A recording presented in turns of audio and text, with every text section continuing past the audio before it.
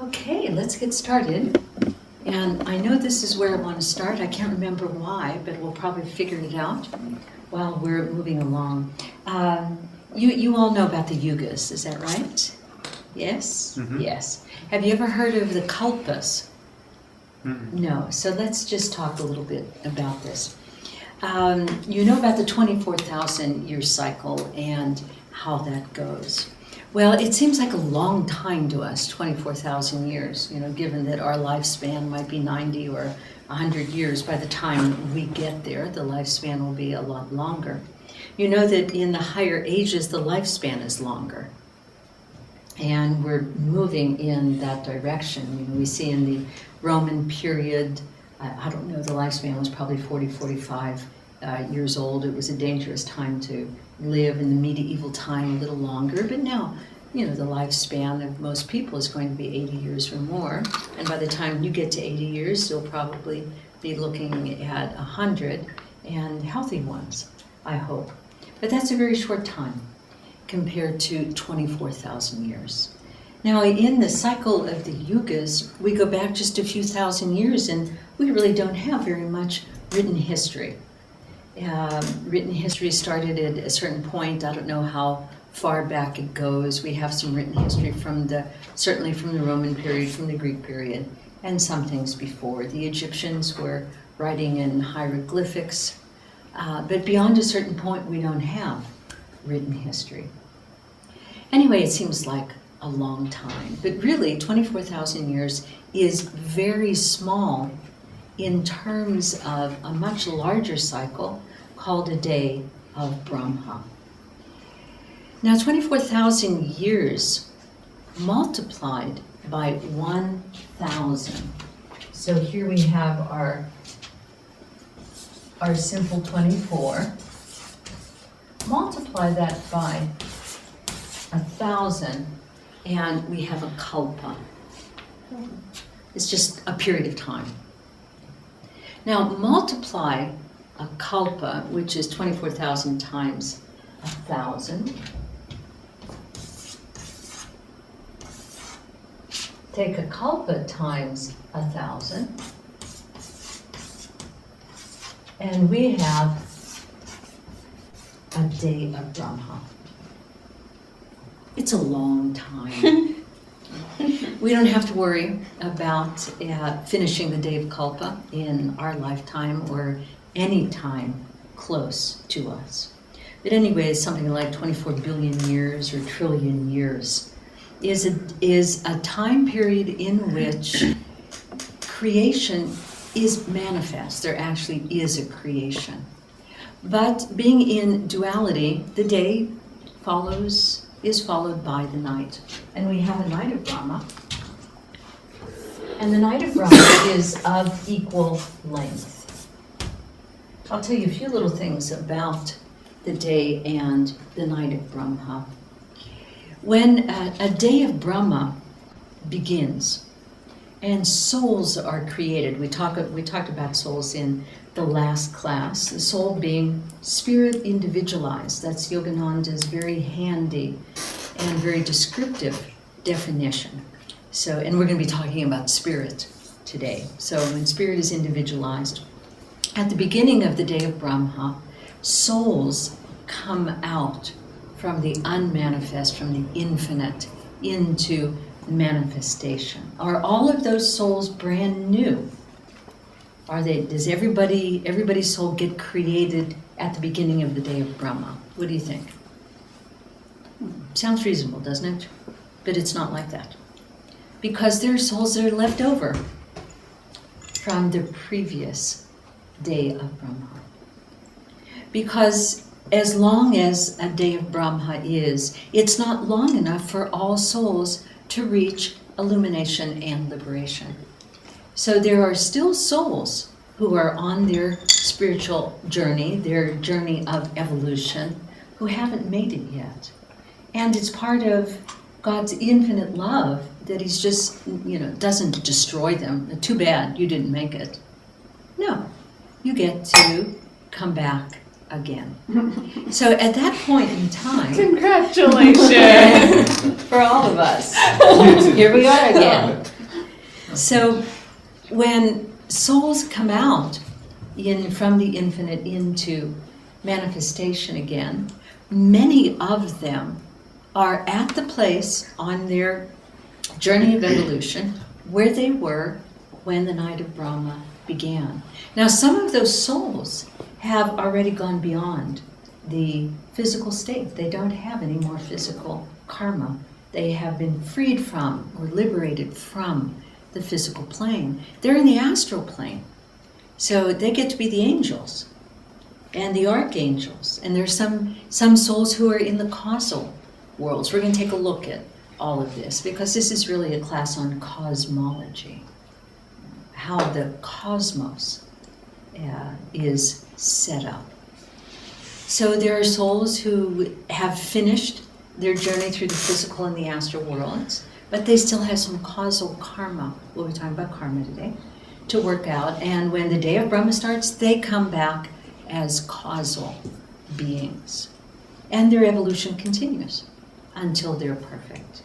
And then there are new souls which are created, and they begin their journey. There are souls who still have physical karma, and they incarnate at the beginning of the day of Brahma, where they were. Perhaps they were already wise but not free. Perhaps they were, you've done the four levels of evolution, the four castes, Shudra, Brahma, So maybe they've reached the level of the Kshatriya, the warrior, either external or internal warrior, and so forth. So the whole cosmos gets populated at the beginning of the day of Brahma. And the new souls start at the very beginning of the evolutionary cycle, which is at the mineral level. And by a process of automatic evolution, they come up to the human level. Yes, Clarity? So you said new souls are created? Yes. So they're created. Souls, Yeah. You're saying souls are created? Souls are created, yeah. By what? By what? By infinite consciousness. So we're going to look at that infinite consciousness right now.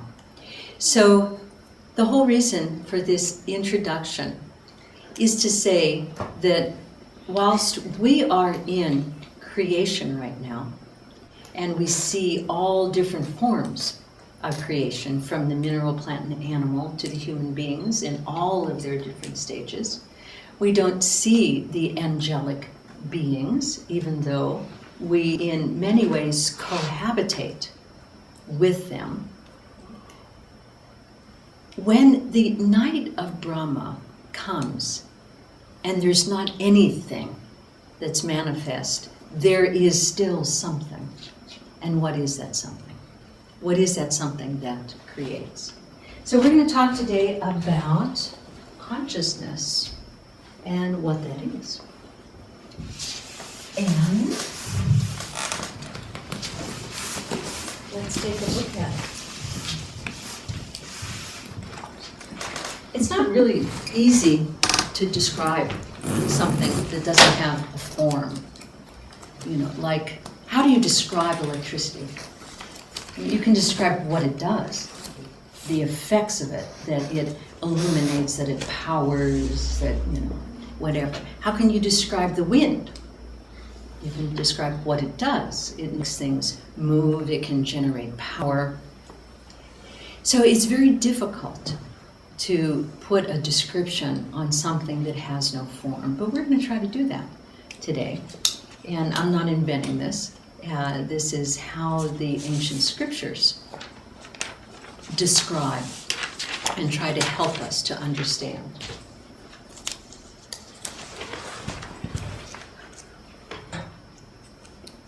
When we build something, when we create something, we have materials.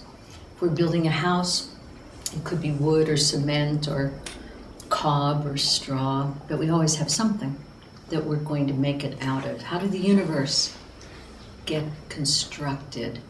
What is the building block of the universe? It's called consciousness. Now, I'm going to be using some Sanskrit words because this particular cosmology comes from the ancient scriptures, and they're written in Sanskrit. Good, did I just get a color? I got a painting. I like painting. Can people see the painting? Oh, yes. Okay.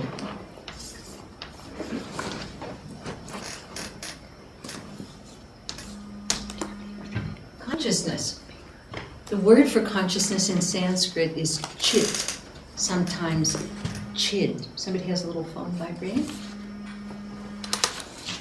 It's right here.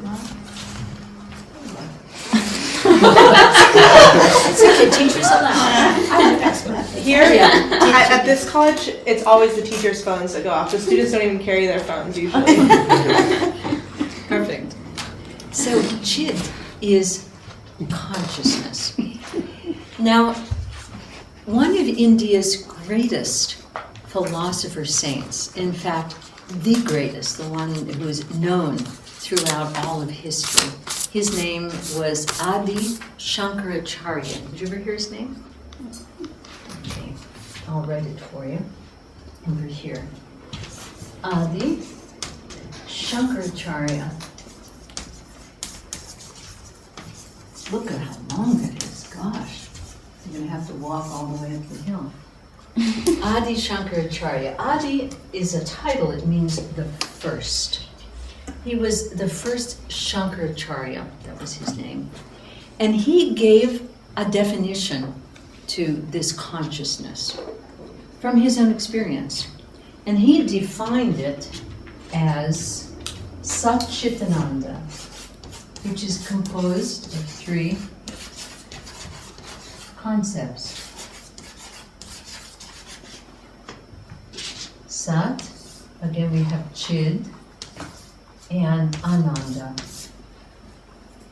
So these three things together give us some kind of understanding, some kind of feeling for what consciousness is.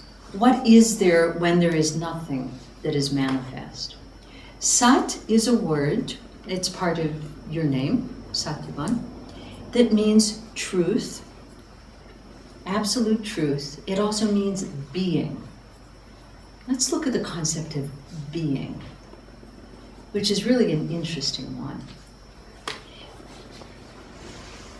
Who are we, from the verb to be, when we're not doing anything? Usually if somebody asks you, who are you?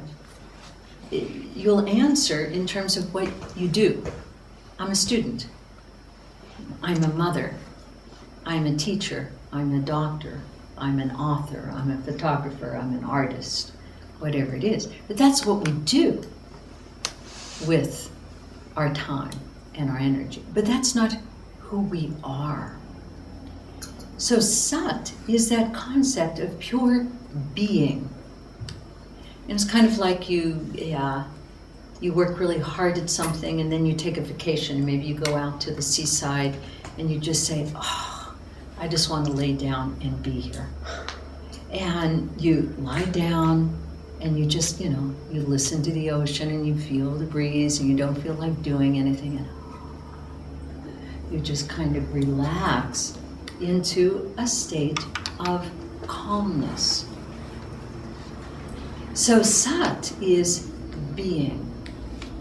It's the essence of who we really are. Now, consciousness is omnipresent. It is present everywhere, simultaneously.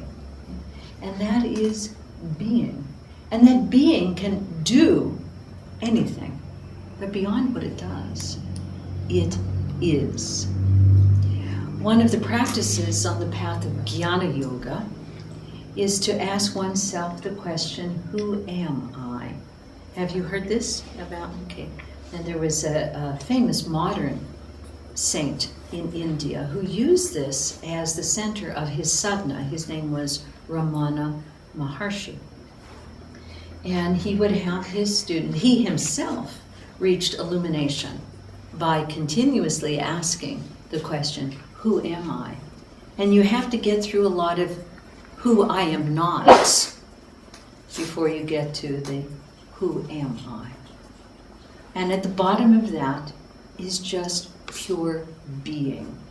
And that's the truth of our existence. So this is the Sat. Now, Chid, again, is consciousness. It is that consciousness is different than awareness, but it's similar. Consciousness is the brick, the building block of the universe. And it is aware in different degrees. But it's not always aware. For example, the minerals are conscious. They have consciousness. Because everything is consciousness. In the autobiography of a yogi, I don't know if you remember the chapter about the scientist Jagadish Chandra Bose. Do you remember that chapter? It's really fascinating. If you haven't read the autobiography, please do. And if you have, go back and read the chapter about Jagadish Chandra Bose. Because he did experiments to prove that metals are conscious, that metals experience pain, that metals are responsive to the thoughts of human beings, that metals can be killed, they can be chloroformed, and they no longer are responsive. This was a great scientific breakthrough, especially in establishing the existence and reality of consciousness. Now we're going to see how consciousness expresses itself. So this is Chid, consciousness. The mineral, as everything else, is conscious. There is no unconsciousness. Yogananda explains this and says that modern psychology, modern psychology, in calling the subconscious unconscious, is not a proper name because there is nothing that lacks consciousness. Not even the metals, not even the minerals. Why do we wear gems? Why do we wear bangles? I mean, this is the lowest level of evolution. And yet we wear them to strengthen our aura because they have consciousness and a very particular consciousness. You know, the cosmos is an incredible place. Really incredible. I was thinking somebody to add to your curriculum somewhere in the school. Do you ever study Pythagoras? Well, we just started having math last term. What do you call it? What kind of sacred math? Sacred math. Yeah. Study, is it Pythagoras? Yeah, Pythagoras, right. Study Pythagoras. Fantastic, really. Yogananda called him a master, a spiritual master. That he was a self-realized master. And he had a lot to say about the structure of the cosmos. He invented the octave, 8 notes of music. He was a mathematician, as you know, a great mathematician. In any case, the cosmos, the structure of the cosmos is fascinating. It's thrilling. It's exquisite in its beauty and in its precision. And we see that in this definition. So the minerals have consciousness in them. They're connected with the planets. That's why we wear them. You know, the green, where are you? Green, green, green. It's here somewhere, the green. The emerald is connected with the energy of the planet Mercury. The sapphire with the planet Saturn. The diamond with the planet Venus. Something or other with the sun. Coral. Garnet? Many. But the minerals are not aware. Like the garnet doesn't know that it's not a diamond. It doesn't desire to be a diamond. You know, a carrot is not pining away because it's not a cabbage. A pig doesn't feel badly because it's not a lion. They're not aware of distinctions. They just are. So this first level of evolution has that as a great benefit. They have the Sat part of Satchitananda down really well because they just are. And this is one of the reasons why we enjoy so much going out into nature. Because there's no arguing, there's no prejudice, there's no emotion. You go into the forest and it is. And it just is. It's not embarrassed to be what it is. It's not proud to be what it is. It is what it is. And some of the trees are dying, and others have parasites growing on them, and others are beautiful to our eyes. But they simply are, and they're not aware. It's awareness that develops through the stages of evolution until the Brahman, at the highest level of human evolution, is totally aware of who he or she is, Sat, Chit, aware of the truth of their existence. They're conscious, totally conscious.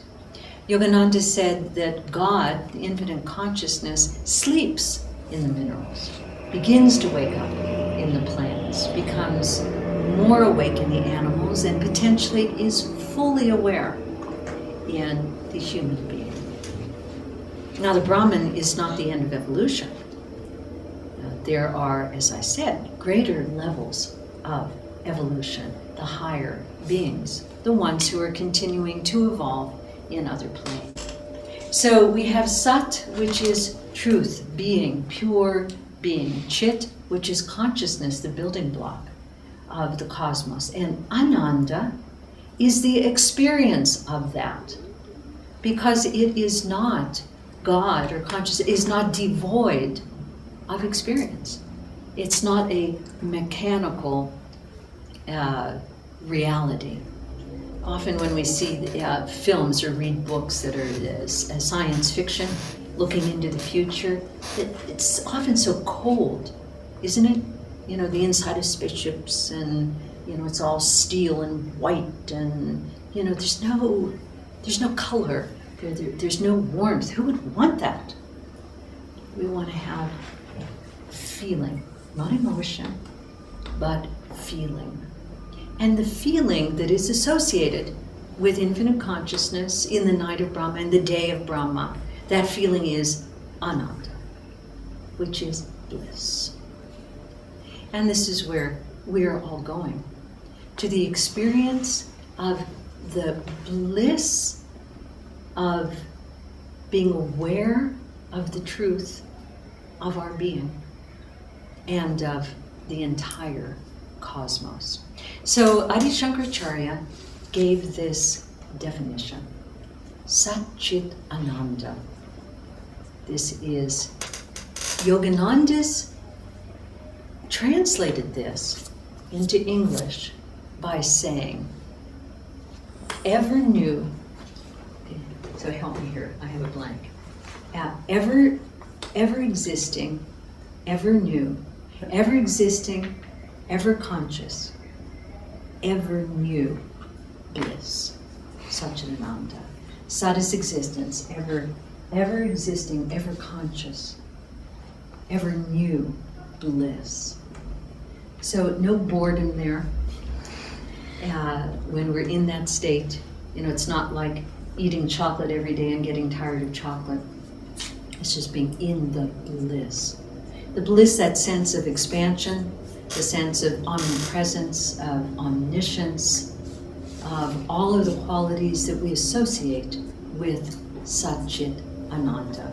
All of the qualities of superconsciousness, the experience of light, joy, of love, of power, of sound, of the cosmic sound. So let's see now how this consciousness, when the night of Brahma is finished and the day is about to begin, how does it manifest? Because in this state, it is one without a second. So the number one is associated with Satchidananda, consciousness beyond creation. But as soon as creation happens, and there's the million-dollar question, why, for heaven's sakes? It's the story. It's just, again, what it is. The scriptures say, as you've probably heard many times, I've heard many times, I don't begin to understand it, that the infinite consciousness wanted to experience itself through many. It wanted to create.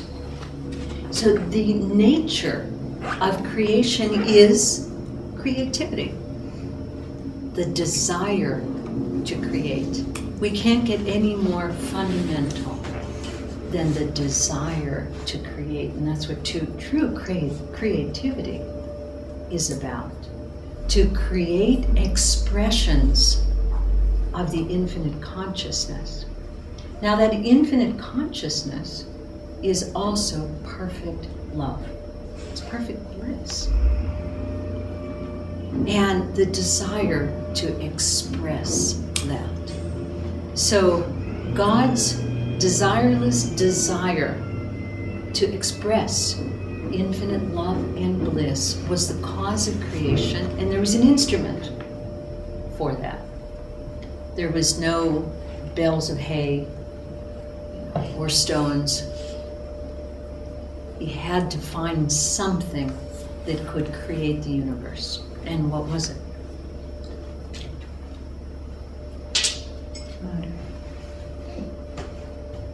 This is the one. One doesn't move.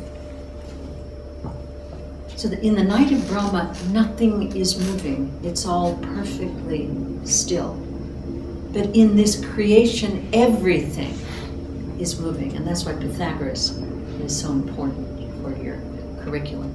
Everything moves. Everything is a vibration. And so from one, we come to two, the principle of two. And consciousness, Satchidananda, moved. It vibrated. Just like a tuning fork. You know a tuning fork? When you tune up your instrument, whatever it is, it's just a thing. And you hit it. And when you hit it, it vibrates and it makes a sound. So the very first creation was vibration. Pure vibration. And what's that vibration called? Om. So this is the primal, the first, the fundamental creation. It really is, how do you say this in English? Il primogenito. The firstborn. The firstborn of God is not Jesus Christ. The firstborn of God is Om, is the cosmic vibration. In the Indian mythology, we have a trinity, and we're going to look at two different trinities. I call it the major trinity and the minor trinity. In the minor trinity of Brahma, Vishnu, and Shiva, those people who are devotees of Shiva, I'm one of them, having the name that I do. The devotees of Shiva consider Shiva to be the creator of the universe and not Brahma. The reason being that Shiva dances, and that's symbolic. He sets up with his foot the vibration, and he carries a little drum. It's called the damaru. If you look very carefully on his trident, will often be hanging this little two-sided drum that has a bead or a stone on a string. And when you go like this, it hits on both sides. It's symbolic of duality, but of the first vibration. And Shiva, one of Shiva's many names is Omkara. Omkara. You have Omkar lives here, right? Does he? He used He lives to. in Portland. He lives in Portland. Omkar. It's a great name. Kar comes from the Sanskrit word kri, which is the basis of kriya, and also the word karma. which means to make or to produce. So Shiva is called Omkara because he makes the sound of Om with his drum and with his foot. So the first creation was Om, or in the Christian tradition, this is the Holy Spirit. This is beyond energy. This is beyond thought. This is pure vibration. Om is the sound of that pure vibration. And there are other sounds, especially mantras, that are called bija mantra. Do you know any bija mantras? You do? Does anybody here meditate? Have you learned to meditate? What mantra do you use when you meditate? Anybody? Lots of different. I think everyone here Everyone probably has a different one. Okay. Sorry. Yeah. So Hong Sa, those of you who meditate with the Hong Sa, that's a bija. Bija means seed. Seed, seminal, pure. It's pure sound. The Hong Sa mantra are not words. They're not in any language. We're way, way before language when we're talking about vibration. Sound is an expression of vibration. Mantra, pure mantra, bija mantras are expressions of vibration. Everything is vibrating. Everything. Every cell in our body, us, the chair, the floor, this whole universe is vibrating consciousness. And from that vibration comes music, from that vibration comes color, from the vibration comes mantra and sound. And it is the most powerful force in the universe, and the most powerful healing force in the universe is vibration, which is why sound healing is so powerful. Yogananda talked about and developed, not a system, but developed a concept of healing, which he called vibratory healing, based on pure vibration, and a therapy, which he calls life therapy. Life therapy. And it's based on the energization exercises, which is the most practical technique that we have of vibration and of pure energy. Well, let's get a little further before we talk about it. I know you've already had your class on vibration. Yeah, my part ends at what time? At 3. You like, but 3 o'clock, basically. About 3. Okay. So this is the principle of duality. So no longer the one, pure, infinite, calm, bliss, but two. And in this vibration, in this principle of duality, as we talked about this morning, we have the soul and the ego, the basic expressions of duality. The soul being individualized spirit. So each soul is individualized Satchidananda. And that's who we are. This morning I asked you, do you have a soul? Everybody said yes. And I said, Sri Yukteswar says wrong. We are a soul. We are a soul. We are individualized Satchidananda. And the soul has a twin. And that twin is the ego. The soul identifies with Satchidananda.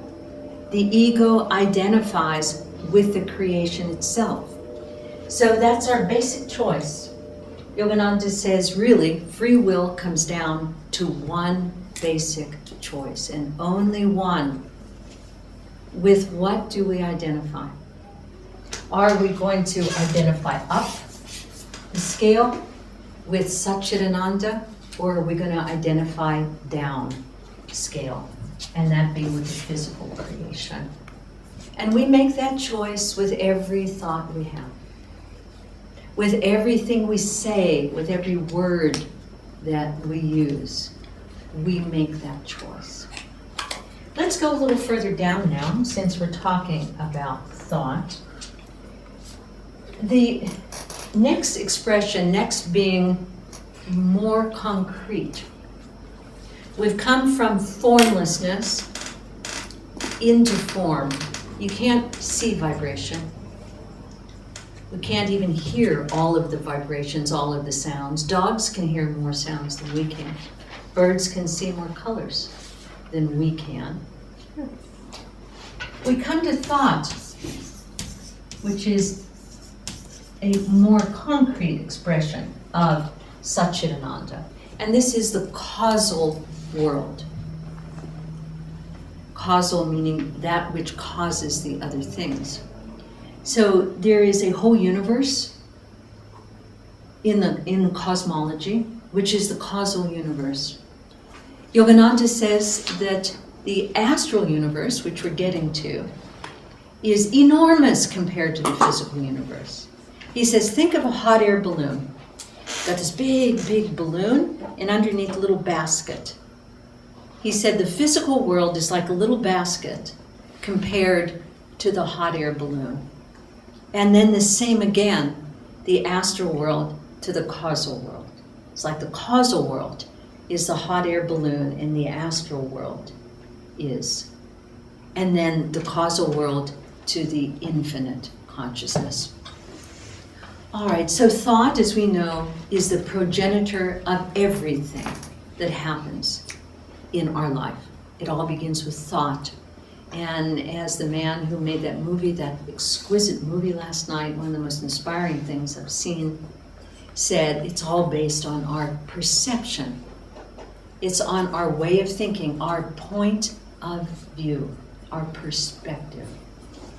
So thoughts either open us up to Satchidananda, open us up to omnipresence, to omniscience, to unconditional love, or they shut us off. It's the filter. It's the bottleneck. It's the rubinetto, the spigot, that either shuts down consciousness or opens it up. And the more we deal, the more, what should I say? We exercise our bodies. We don't have enough exercise, allenamento. We don't have enough training for our mind. Okay? We discipline the body. We need to discipline our mind to be in tune with Satchidananda, to be a spigot that opens us up. It all starts with a thought. If you think you can, you can. You know, the children's book, what the little engine that could, you know, I think I can, I know I can, I know I can. It does it. It's unbelievable how much power can be unleashed by putting our thoughts in line with Satchidananda, that we are infinite. So this is the causal world, and it's a whole universe. There are planets amongst planets and galaxies. And just think how many galaxies there are in this universe, in the physical universe, innumerable. I mean, there's barely enough board to write down how many galaxies there are that have been discovered, you know, much less those that haven't been discovered. So just like the yugas and the kalpas and the day of Brahma, it keeps multiplying. So in all of these different worlds, which, by the way, are not outside, but are inside. So from thought, we're going to clothe thought with something more material now, and that's energy. And this is the astral universe. It's energy. Everything that happens, every invention starts with a thought, and then it has to have a motor. Because you can think a lot of things.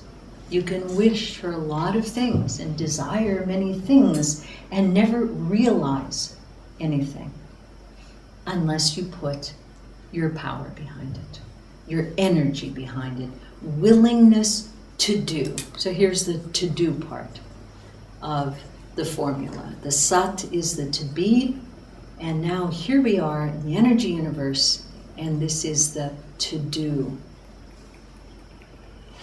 In Sanskrit, energy is called prana.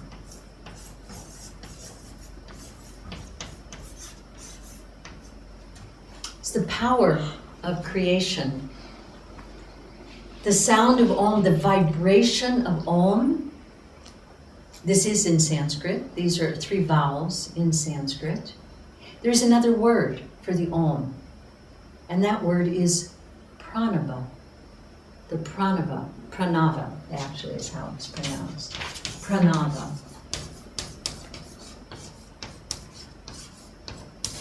And that is the sound of energy, the power. Energy is one of the 8 experiences of super consciousness, one of the 8 aspects of God.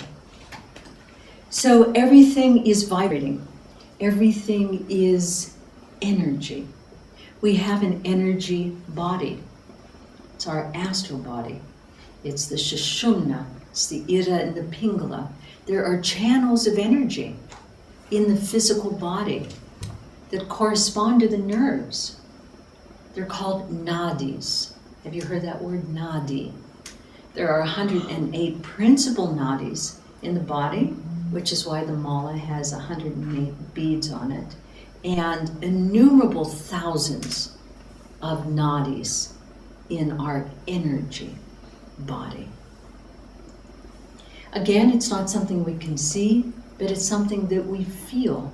And the more we identify ourselves as being an energy body, the more we're able to realize, to accomplish, to achieve, and the closer we come to that infinite consciousness. So there's thought and there's energy. You have a thought, you want to build a house. You're going to be building some cob houses here? So. Okay. So you have the thought, you want to build a cob house. Is it going to just happen? Is it going to pop up? What do you need to do? What's the next step?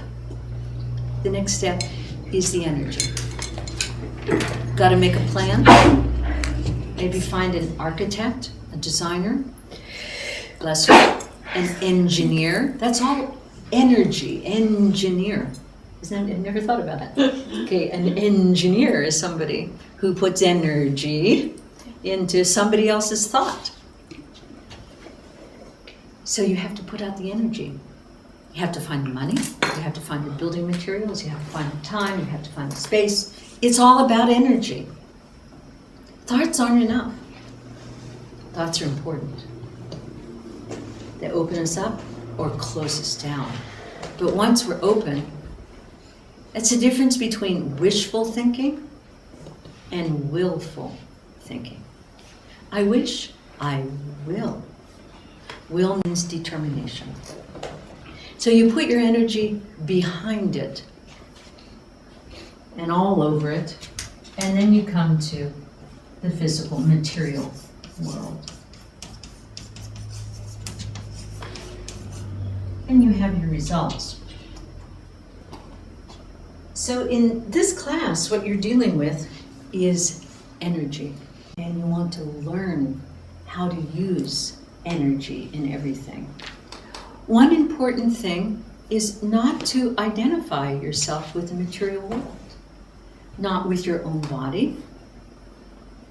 We were talking in the other class, you have a flu, somebody asks you, how are you? And you say, I have a flu. I mean, why would anybody want to possess a flu? I have a flu. You know, no you don't. Your body has a flu. Your body was vulnerable, it was tired, it was weak, vulnerable, debilitated for whatever reason, and a flu got in. But does that belong to you? Is that part of your soul nature? Does the flu belong to Satchidananda? Not at all. It's passing through. And it's, this morning I mentioned the distinction between a truth and a fact. The flu is a fact. It's a fact today, it's going to change tomorrow. Facts change. all the time. But truths never change, and Satchidananda never changes. And that's who we are. Now, when we get in tune with the energy, with the flow of energy, the energy universe, our energy body, our chakras, and we begin to see ourselves as energy, and that what we're creating is energy, what we're creating with is energy. It's not about the things, it's about the energy, because it's the energy that's going to move us there. Now, I said I'd like to finish by talking about the three trinities. May I ask a question? Please do. For thought, you gave us the infinitive to be, and for energy to do. Do you have one for material? No. Heavy. Yeah. I don't have an infinitive. But again, it goes back to perception. I don't know if you think about, for example, water. Water is material. If it's frozen, it's solid. If you boil it, it becomes vapor, steam and vapor, and you don't see it. It's invisible. So it has three different natures. It's invisible, it's liquid and not solid, and it's solid when it's frozen. I mean, you can walk on water. You just cross a frozen lake and you're walking on water. Well, if you perceive it as not being water, but something solid, there's a moment when Jesus was in a boat, and another boat was his disciple Peter. And Jesus called to Peter and he said, "Come here." And Peter just stepped right out of the boat and walked across the water to Jesus, up until the moment when he had a doubt. He said, "How can I be walking on water?" And he sank. And Jesus had to come and pull him up and get him into the boat. It's all perception. Everything is energy. We are energy. So when you're studying or doing something, doing a project, trying to accomplish something, understand that what you're working with is energy. It's prana. If you open up on the thought level, just open up thought to say, everything is possible. If it's the right thing for me to do at this time, which is a whole other discussion, but just open up to the infinite potentials and let that energy is intelligent. Shiva, Omkara, it's highly intelligent, and it has one purpose. All of this is designed to bring us through our evolutionary process back to Satchidananda. There is an intelligent force that is the universe that's drawing us back. We get into that river, into that flow, and we'll be carried. It goes so far beyond what we can conceive of and what we can do with our own power. I've just had this experience in the last few years working with the film, which now has its final title called Finding Happiness. It was a project where everybody said, "Oh, come on, we're going to make a movie, really."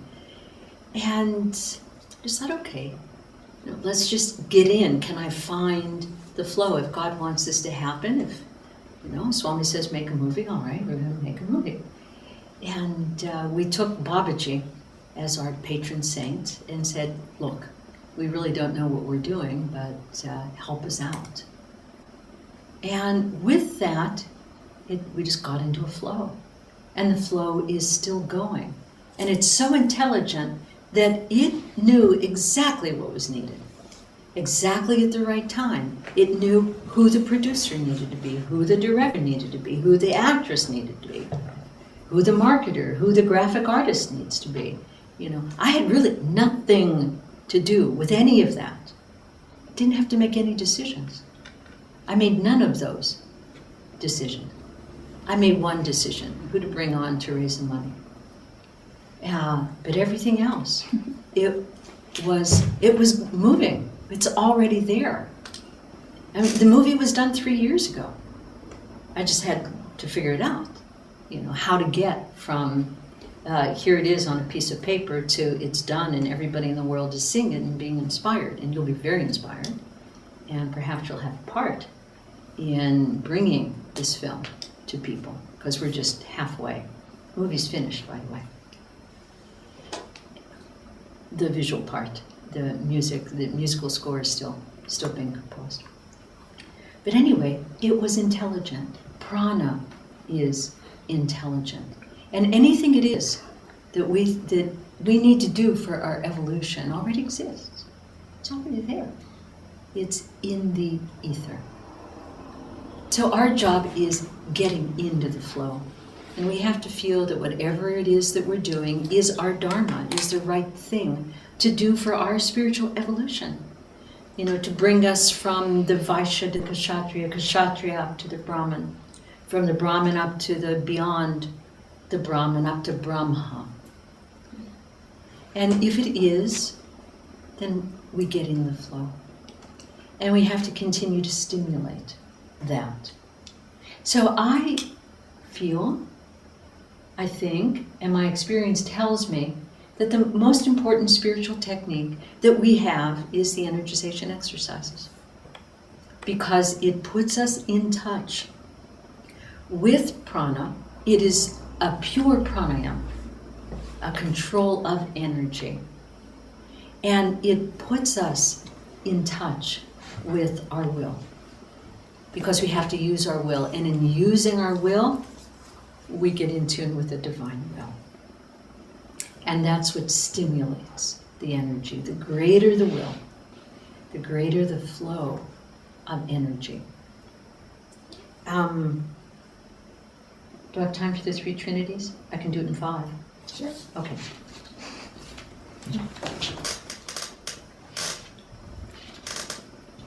Just to round this out, let's take a look at the 3 Trinities. Perhaps you already know these things. Already know these things? Okay, Sat, Tat, you know this? Om. So in the Christian tradition, there's the Trinity. This is the Father. This is the Son. And this is the Holy Spirit. So Om is what created the universe. You have a father and a son. Where's the mother? She's right here. This is the mother. This is the divine mother. It is the Om vibration. It is she. And that's not a chauvinistic or feminist statement, but it is the divine mother, the Om vibration, that really is the motor of creation. Father Sat, beyond creation, pure being. So this would be cosmic consciousness. And Tat, or the Son, is the presence of Satchidananda in every atom of creation. That's what Christ consciousness is. The awareness that Satchidananda is in every atom. It permeates all of creation. That's the Christ consciousness. So in our journey, we get in tune with the Om. That's the river of energy, of prana. Remember, this is the pranava that's flowing. First level of samadhi is being in the Om vibration. That takes us to Christ consciousness. That takes us to cosmic consciousness. Now the Om itself is a trinity. A, U, Im, M. And the A is Brahma, the creator. The U is Vishnu. And the M is Shiva. These are 3 qualities. They're not people. They're not really divinities. They're 3 qualities within ourselves. We have a creative nature. We create things all the time. The things which are created need to be preserved. They need to be carried forward. And that's the Vishnu energy. And all which is created eventually needs to dissolve and transform into something greater. Because we have to, move on. No matter how far we get, we've got to dissolve our Vaishya consciousness into the Kshatriya, Kshatriya into the Brahman, Brahman into the angels, into the super being. So it's the transformation, the purification, and that's what Shiva is. So within us, we have these three aspects. Although each of us is predominantly one or the other. There are people who love to create, open up new pathways, new doorways. I'm a Brahman type. There are the people who aren't interested in the pioneering stage, but will come in. And you didn't want to be a pioneer, as I recall. No. Right. We'll wait until there's the houses and the roads. Come in and keep it going, which is incredible. And then there are those kind of people that just stimulate transformation and change. They're the revolutionaries, saying, why do we have to do it in the same way? Let's do it in another way, and that moves right back into Brahma to create new ways. So this was a very brief lesson in cosmology. I hope it brings up in you lots and lots of questions, and that as you continue in your studies, some of those questions will be answered, but they'll really be answered as you bring them into your lives. The energization exercises are key. You begin to feel through them that you have willpower, that you can use your willpower, that you're made of energy. You can begin to feel yourself as an energetic being. And you can, through them, you can always keep your energy high and strong, pure with your thoughts. And this is what spiritual evolution is all about. To move from the material back to Satchidananda, to move through evolution from the minerals all the way up to and beyond the Brahman state. And this is our common destiny. We have a common dharma.